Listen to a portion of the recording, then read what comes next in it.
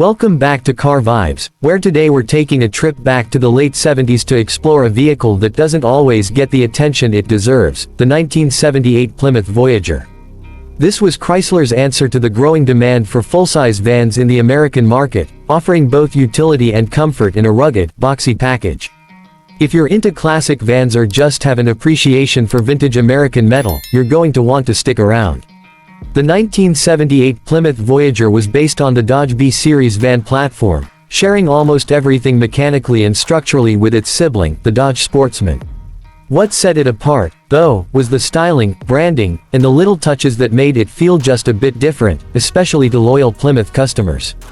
With its squared-off lines, flat front end, and utilitarian stance, the Voyager embodied that no-nonsense American attitude of the era. From the outside, the Voyager had that iconic full-size van look that instantly evokes images of road trips, surfboards, and bell-bottoms. The front fascia was simple but commanding. It had a flat nose, rectangular headlights, and a bold grille that sat low and wide, giving it a purposeful and robust appearance. Chrome accents were optional, and depending on the trim level, you could get it dressed up with two-tone paint schemes, color-matched bumpers, or kept barebones for commercial use. One of the cool things about the Voyager was how customizable it was. You could get it with different wheelbase lengths, either the standard or the extended version, and choose from cargo or passenger configurations. The rear of the van could come with barn doors or a liftgate, giving owners flexibility depending on how they planned to use it. Even the side doors could be customized. You could have single or dual sliding doors, or no side door at all. That level of adaptability made it a favorite for tradesmen, families, and even camper van conversions. Moving to the interior, the Voyager might surprise people who expect a rough-and-tumble cabin. Sure, it had its utilitarian roots, but it could also be quite plush, especially in the passenger versions. The base models were sparse, with simple vinyl seats, rubber flooring, and very little in the way of luxury. But step up to the higher trims, and things changed fast. You could get full carpeting, upgraded cloth or even faux wood paneling inside the cabin, and seats that were surprisingly comfortable for long drives. One of the most distinctive features of the 1978 Voyager's interior was its versatility. In passenger versions, seating capacity could range from 5 to 15 passengers, depending on how it was configured. The bench seats in the back were removable, which allowed for cargo hauling when necessary. This made the Voyager not only a family hauler but also a great option for small businesses, churches, and even bands on the road. The dashboard was simple and straightforward, with a classic analog gauge cluster that featured the speedometer, fuel gauge, and warning lights. No digital readouts, no complicated electronics, just the essentials. The steering wheel was large, the gear selector was column-mounted, and everything was laid out in a way that made it easy to use while focusing on the road. In higher trims, you could even find air conditioning, an AM/FM stereo, and tilt steering, luxuries for the time. Under the hood, the 1978 Voyager offered a range of engines, depending on what you needed. The base engine was a 225 cubic inch slant 6, known for its reliability and decent fuel economy, especially for a vehicle of this size. But if you needed more power, Plymouth had you covered with several V8 options, including a 318, 360, 400, and even a massive 440 cubic inch engine. That 440 could produce over 200 horsepower and serious torque, making the Voyager more than capable of towing or hauling heavy loads. The transmission options included a standard 3-speed manual or the optional 3-speed TorqueFlite automatic, which was smooth and reliable. Rear-wheel drive was standard, and while the Voyager wasn't designed for off-road use, it had enough ground clearance and torque to handle gravel roads, light trails, or snowy conditions without too much trouble. Driving the Voyager wasn't a sports car experience by any means. It was tall, heavy, and took a bit of effort to maneuver in tight spaces.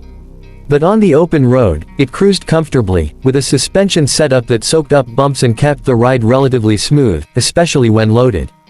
Braking was handled by front discs and rear drums, and while not cutting edge, they were adequate for the era. Fuel economy was, unsurprisingly, not a strong suit.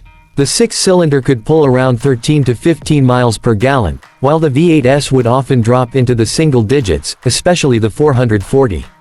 But back in the 70s, gas was cheap and people weren't too worried about mileage, particularly if they needed the power and space the Voyager offered. What made the Voyager special was how it could be anything you needed it to be. A work van, a people mover, a camper conversion, or a utility vehicle. It wasn't flashy, but it was reliable, strong, and built with a kind of simplicity that just works. And with its connection to the broader Chrysler van lineup, parts availability and serviceability were strong points. Now let's talk about prices. Back in 1978, a base model Voyager would set you back around $5,000 to $6,000 depending on the configuration and options. A well-equipped passenger version with V8, AC, and upgraded interior might run closer to $8,000, which was a decent chunk of change back then, but still affordable for the amount of utility you got. Fast forward to today, and the Voyager has become something of a niche collectible. You're not going to find one at every classic car show, but they're out there, especially among van enthusiasts and the custom van scene. Prices for used models in restorable condition can range from $3,000 to $8,000, while fully restored or well-maintained survivors can command anywhere from $12,000 to $25,000 depending on condition, engine, and features. Camper conversions, especially period-correct ones with wood interiors and vintage upholstery, are particularly sought after. If you're in the market for one today, keep an eye on rust, especially around the wheel wells, undercarriage, and roof seams. The body panels are large, and once corrosion sets in, it can be expensive to repair. Also check the condition of the suspension, brakes, and steering components, as these vans were often used hard. In the end, the 1978 Plymouth Voyager is a piece of American automotive history that deserves more love. It's a symbol of a time when vans were more than just people movers, they were part of a lifestyle. Whether you're looking at one for restoration, nostalgia, or just something different to cruise around in, the Voyager has that cool, retro vibe that stands out on the road today. Thanks for riding with Car Vibes today.